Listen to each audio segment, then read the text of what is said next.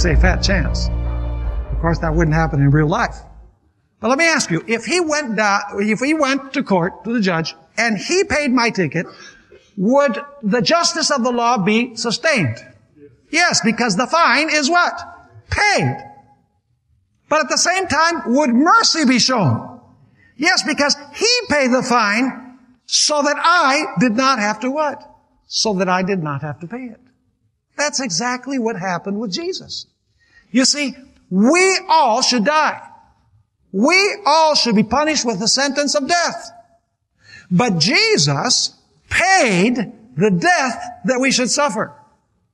And because He paid the death that we should suffer, justice is satisfied, the demands of the law are satisfied, but at the same time, His mercy is shown because He suffered the penalty so that I don't have to suffer it.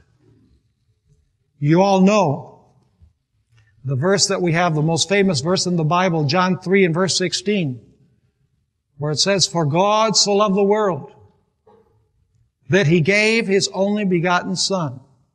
That includes everyone, right? For God so loved the world that He gave His only begotten Son. But there's a second half of the verse. And sometimes people forget what that second half of the verse says. For God so loved the world that He gave His only begotten Son, that whosoever what? That whosoever believes in Him should not perish, but have everlasting life. So let me ask you, did He die to save everyone? Did He pay everyone's debt? He didn't pay everyone's debt, but He made provision to pay everyone's debt. Now, I go back to the original question that we began our lecture with. Why do you have a group in the Holy City who were sinners, but they're saved, and you have another group of sinners outside the Holy City that eventually will be destroyed by fire and brimstone? What made the difference? Folks, what made the difference is simply that the group who are in the Holy City received or accepted the gift that Jesus purchased at the price of His own blood. You see, Jesus, by shedding His blood, paid an infinite price. He paid enough to save every single person on planet Earth. But I have to receive or accept that gift. And if I don't accept that gift, then I'm still in my sins and I must suffer death.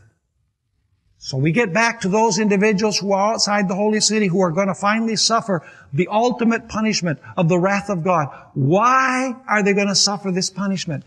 Did Jesus suffer this punishment in their place? He most certainly did.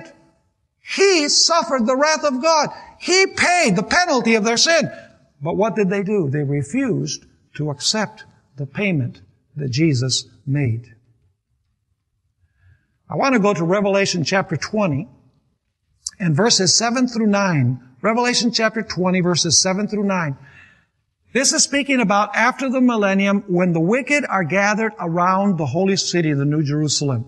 Those who rejected the payment that Jesus Christ offered.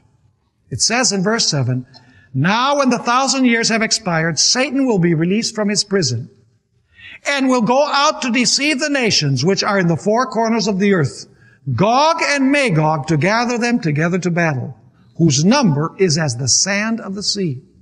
And they went up on the breadth of the earth and surrounded the camp of the saints and the beloved city." And now notice, "and fire came down from God out of heaven and devoured them." Is that what we find in the third angel's message? Fire falling from heaven, fire and brimstone, and devouring the wicked? Absolutely. This is the final manifestation of the wrath of God in the third angel's message.